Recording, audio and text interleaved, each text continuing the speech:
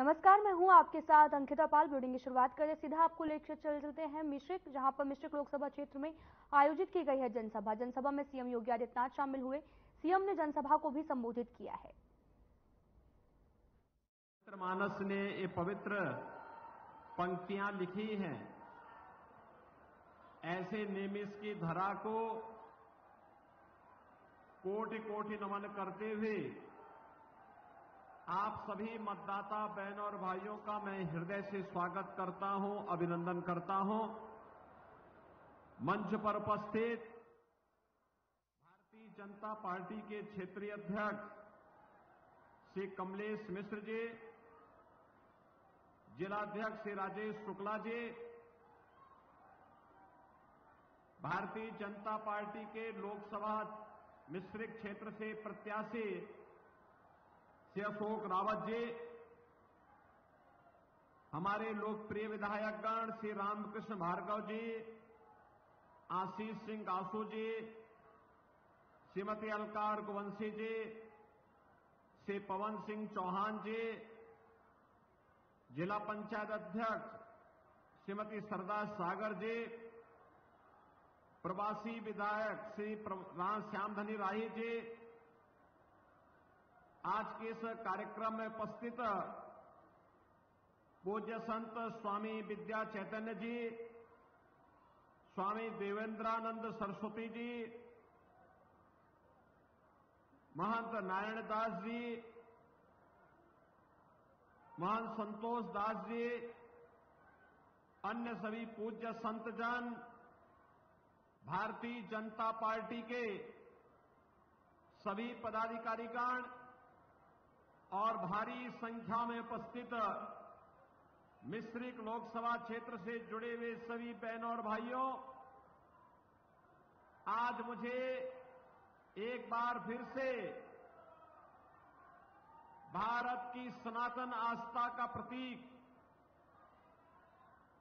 भारत के वैदिक ज्ञान की परंपरा को धरोहर के रूप में हम सबको प्रदान करने वाली पावन धरा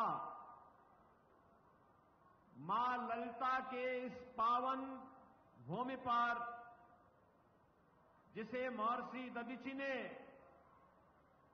अपनी हड्डियां दान करके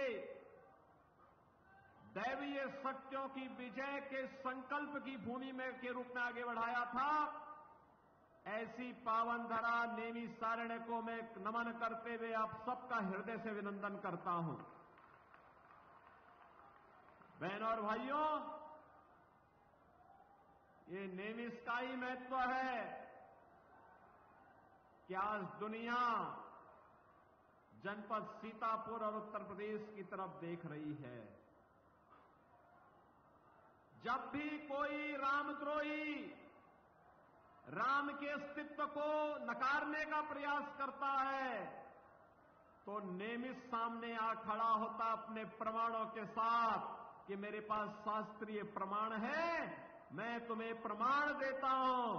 तुम्हारी दूषित बुद्धि राम के अस्तित्व को, कृष्ण के अस्तित्व को नकारेगी, लेकिन मेरे प्रमाण अकाट्य हैं, इसको कोई नकार नहीं सकता है। यह साहस केवल नेमिष सारण्य की धरती कह सकती है। बहनों और भाइयों, एक फैशन सा बन गया है भारत की सनातन संस्कृति को गाली देने की, भारत की ईश्वरीय सत्ता को चुनौती देने की, प्रभु राम और प्रभु कृष्ण के अस्तित्व को चुनौती देने की। और इसके बारे में तो मैं केवल यही कहूंगा कि विनाश काले विपरीत बुद्धि, जब किसी की बुद्धि विपरीत होती है तो प्रभु सत्ता को चुनौती देता है, सनातन धर्म को गाली देता है और आपकी आस्था के साथ खिलवाड़ करता है। इन्हें नहीं मालूम ये हिंदुस्तान है, यहां की ऋषि परंपरा केवल यज्ञ हवन तक ही अपने आप को सीमित नहीं करती थी, केवल अपनी अपना व्यक्तिगत आध्यात्मिक साधना तक भी सीमित नहीं रहती थी। शांति काल है तो शास्त्र का चिंतन करता रहा है, और विपत्ति काल रहा है तो शस्त्र का संधान भी करता रहा है। शस्त्र और शास्त्र की भूमिका बेहतरीन समन्वय है हमारा नैमिषारण्य। जहां के ऋषियों की अस्थियों ने भी देवताओं के लिए शस्त्र का संधान बना करने का काम किया था। तो बहनों और भाइयों, ये सनातन विरोधी, ये प्रभु राम और प्रभु श्री कृष्ण की सत्ता को चुनौती देने वाले कहां ठहर पाएंगे? आज अपनी हार को सुनिश्चित देख करके ये फिर से राम के अस्तित्व को चुनौती देने लग गए हैं। क्या आप इसको स्वीकार करेंगे? क्या प्रभु राम के अस्तित्व को चुनौती देने वालों को स्वीकार करेगा क्या भारत? और बहनों और भाइयों, मैं इसीलिए आज आपके पास आया हूं आपसे कहने के लिए, नैमिषारण्य के विकास के लिए भारतीय जनता पार्टी की डबल इंजन सरकार ने विकास के जो कार्य प्रारंभ किए हैं, आज आप देख रहे होंगे जैसे एक नई अयोध्या नजर आ रही है, ऐसे ही एक नया नैमिषारण्य हम सबको दिखाई देने लग गया है। और अभी तो ये शुरुआत भर भी है। अभी तो हम यहां की वायु सेवा प्रारंभ करने जा रहे हैं, हेलीकॉप्टर की सेवा यहां प्रारंभ करने जा रहे हैं, यहां 4 लेन की कनेक्टिविटी देने जा रहे हैं, यहां पर इलेक्ट्रिक बस सेवा प्रारंभ होने जा रही है, यहां पे तमाम यात्री विश्रामालय बनने वाले हैं। जैसे अयोध्या में भव्य राम मंदिर के निर्माण के साथ साथ आज वहां सड़कों के चौड़ीकरण का कार्य हुआ है, काशी में काशी विश्वनाथ धाम बना है, मां विंध्यवासिनी धाम का निर्माण इतनी भव्यता के साथ हुआ है, ऐसे ही मां ललिता के धाम को भी पुनरुद्धार और उसके सुंदरीकरण के बड़े कार्यक्रम को लेकर के सरकार कार्य कर रही है। जिस दिन ये कार्य मूर्त रूप से जमीनी धरातल पर उतर आएगा, बहनों और भाइयों, यहां के हजारों नौजवानों को, यहां के व्यापारियों को, हजारों नौजवान और व्यापारियों को यहां पर एक नया रोजगार का सृजन होगा। अपने आप में लाखों लोगों को अपने आप में यहां आमंत्रित करने का माध्यम नैमिषारण्य बन जाएगा। और बहनों और भाइयों, यह कार्य केवल वही कर सकता है जो प्रभु की सत्ता पर विश्वास करता हो, राम का भक्त हो, कृष्ण का भक्त हो, भारत भक्त हो, राष्ट्र भक्त हो, वही ये काम करेगा। ये काम वो नहीं कर सकते जो प्रभु सत्ता को चुनौती देते हो, राम को नकारते हो, कृष्ण को नकारते हो, राष्ट्र नायकों का अपमान करते हो, साधु संतों के प्रति अपमानजनक टिप्पणी करते हो, राम भक्तों पर गोली चलाते हो और आतंकवादियों के मुकदमे को जो वापस लेते हो, वे लोग ये काम नहीं कर सकते। ये काम तो केवल राम भक्त ही कर सकते हैं, और वह काम केवल भारतीय जनता पार्टी ही कर सकती है। और यही कहने के लिए बहनों और भाइयों, आज मैं आपके बीच आया हूं। आपने देखा होगा बदलते हुए भारत को, मोदी जी के नेतृत्व में आज एक नया भारत का दर्शन पूरा देश कर रहा है। और बहनों और भाइयों, आज तीसरे चरण का मतदान भी हो रहा है। 2 चरण में पहले संपन्न हो चुके हैं। 2 चरण में 191 सीटों पर चुनाव हुआ। तीसरे चरण में 94 सीटों पर फिर से चुनाव हो रहे हैं। यानी आज के बाद आधा चुनाव संपन्न हो चुका होगा। आधा चुनाव संपन्न होने का मतलब जो दुनिया देश की आवाज है, फिर एक बार 400 पार, फिर एक बार, फिर एक बार,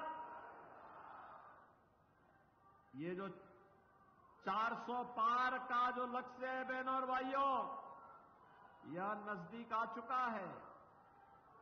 और इसके लिए आप सबको लगना पड़ेगा, एक एक सीट का हिसाब रखना पड़ेगा। और तब फिर एक बार मोदी सरकार भी आएगी और अब की बार 400 पार का लक्ष्य भी पूरा होगा। हमारी पीढ़ी बहनों और भाइयों सौभाग्यशाली है। हमारी पीढ़ी सौभाग्यशाली है। हमने बदलते हुए भारत को देखा है।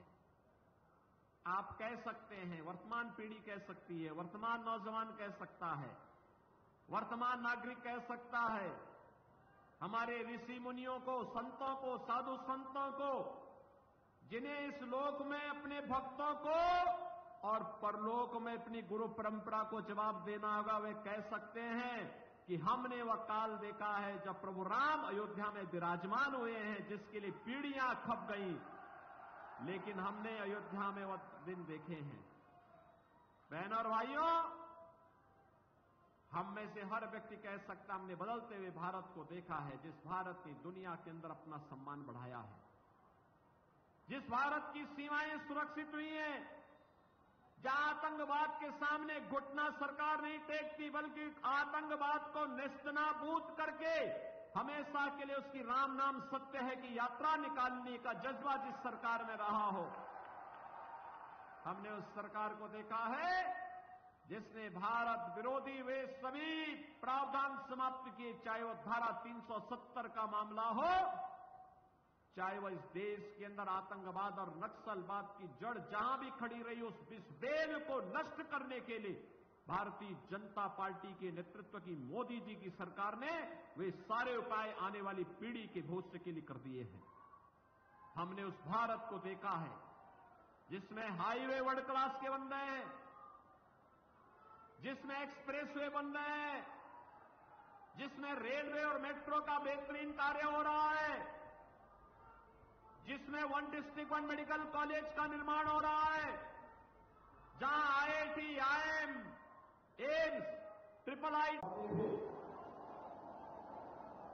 आप सभी सीतापुर जनपद के संसदीय क्षेत्र से उपस्थित सहता विधानसभा क्षेत्र के मेरे सभी मतदाता बहनों और भाइयों का मैं हृदय से स्वागत करता हूं, आप सबका अभिनंदन करता हूं। मंच पर उपस्थित पूज्य संत श्री त्यागी जी महाराज, पूज्य संत श्री प्रेमराज जी महाराज, लोकप्रिय सांसद और भारतीय जनता पार्टी सीतापुर संसदीय क्षेत्र के प्रत्याशी श्री राजेश शर्मा जी, हमारे लोकप्रिय विधायक श्री ज्ञान तिवारी जी, हमारे विधायक विश्वनाथ जी श्री हेमा वर्मा जी, महमूदाबाद से श्रीमती आशा भोला जी, पूर्व विधायक सुनील वर्मा जी, जिला प्रभारी नीरज सिंह जी, लोकसभा के प्रभारी श्री दिनेश तिवारी जी, लोकसभा के संयोजक अजय गुप्ता जी, जिला उपाध्यक्ष प्रभाकर शुक्ला जी, और आज के कार्यक्रम में उपस्थित सीतापुर संसदीय क्षेत्र से जुड़े हुए सीतापुर विधानसभा क्षेत्र के मेरे सभी उपस्थित बहनों और भाइयों, आज मुझे भारत के इतिहास को लिखने वाले, निष्पक्ष करने वाली पावन धरा सीतापुर में आने का अवसर प्राप्त हो रहा है। बहनों और भाइयों, सीतापुर और शेरका का जो इतिहास है कि जब भी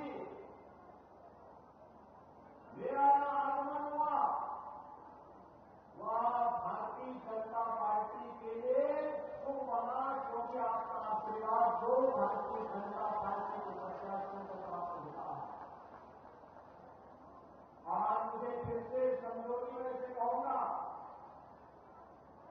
इस लोकसभा क्षेत्र की मेरी सभा यहां पे हो रही है। मुझे याद है 2017 में यहां पर श्री ज्ञान तिवारी जी के लिए सभा करने के लिए आया था, और तब आपने आश्वस्त किया था हर हाल में श्री ज्ञान तिवारी विधायक बनेंगे। और बहनों भाइयों, आपका आशीर्वाद मिला, ज्ञान तिवारी आप विधायक बने और ज्ञान जी ने राजेश वर्मा के साथ मिलकर यहाँ की बाढ़ की समस्या का समाधान करने में लगभग पूरी सफलता प्राप्त कर दी है। यहाँ के गरीबों को देश के अंदर सबसे अधिक आवास अगर कहीं मिला है तो सेवा रास्ता सेवा सेवा से जनता में मिला है। भाइयों, सर्वाधिक शौचालयों का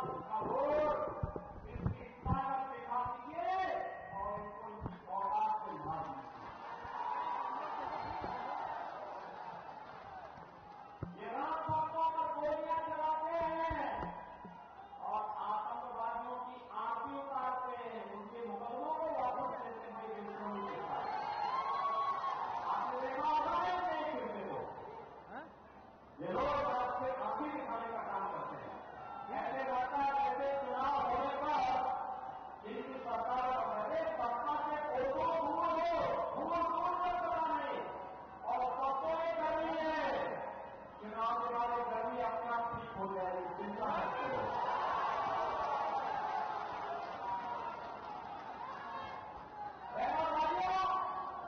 मोदी जी के नेतृत्व में कितना विकास हुआ, हाईवे बन रहे हैं, रेलवे बन रहे हैं, रेलवे की नई ट्रेन आ रही है, नमो भारत, वंदे भारत, अमृत भारत ट्रेन में नई 8 ट्रेन भारत के अंदर चल रही है। और नई नई एक्सप्रेस वे के साथ साथ कॉल करवाता सीतापुर में नई सारे का भव्य कार्यक्रम हमारी सरकार ने किया, सरकार युद्ध स्तर पर आगे बढ़ चुका है। आज इलेक्ट्रिक बस सेवा को सीतापुर के साथ जोड़ने की कार्रवाई को भी आगे बढ़ा रहे हैं। सीतापुर के हॉस्पिटल की समस्या का समाधान भी कर दिया गया है। पहला आज तो वर्ल्ड क्लास इंफ्रास्ट्रक्चर IIT बन रहे हैं, IIM बन रहे हैं, एम्स बन रहे हैं, एयरपोर्ट बन रहे हैं। देश में 70 वर्षों में जितना निर्माण कार्य किया है मोदी जी के नेतृत्व में मात्र 10 वर्ष में, उससे दुगुना कार्य आप देश के अंदर दिखाई दे रहा है। और गरीब कल्याणकारी योजनाओं की कोई गिनती ही नहीं। 80 करोड़ लोग फ्री में राशन की सुविधा प्राप्त कर रहे हैं। पाकिस्तान का हिमायत करने वाले, पाकिस्तान का समर्थन करने वाले लोगों को बताइए कि भारत को तोड़ करके जो पाकिस्तान अलग बनाना है, आज मान लो भूखों बन रहे हैं, देख रहे हैं 1 किलो अनाज के लिए कैसे सीना शक्ति होगी। ये भारत 80 करोड़ लोगों को फ्री में राशन दे रहा है। बहनों भाइयों, 7 करोड़ लोग आयुष्मान भारत की सुविधा प्राप्त कर रहे हैं। फ्री में उपचार, 5 लाख रुपए की फ्री में उपचार। और हमने तो उत्तर प्रदेश में व्यवस्था की है। हमारा विधायक, हमारा सांसद, हमारा कोई पदाधिकारी अगर किसी गरीब के बारे में पूछता है किसके बीमार है, उपचार की सुविधा नहीं है, उसके लिए हम लोगों ने व्यवस्था की है। पत्र जैसे आता है या पीड़ित भी पत्र भेजता है, हम उसको पत्र भेज के कहते हैं निश्चित होकर के उपचार कराइए, आपको हम पैसा भेज रहे हैं, उसके जनधन अकाउंट में पैसा भेज देते हैं, उपचार होता है। सैकड़ों लोगों को तो गैस बीमारी थी, पैसा दिलवाए हैं। राजेश वर्मा ने पैसा दिलवाए हैं, हमारे सभी विधायक का पैसा दिलवाए हैं, क्योंकि गरीब की पीड़ा के साथ लोग खड़े होते हैं। और नहीं तो समाजवादी पार्टी और कांग्रेस के समय में यही पैसा वे लोग बदल जाते थे, गरीब का यही पैसा बन जाता। फ्लाइस बुड़े में इतना ही। नमस्कार।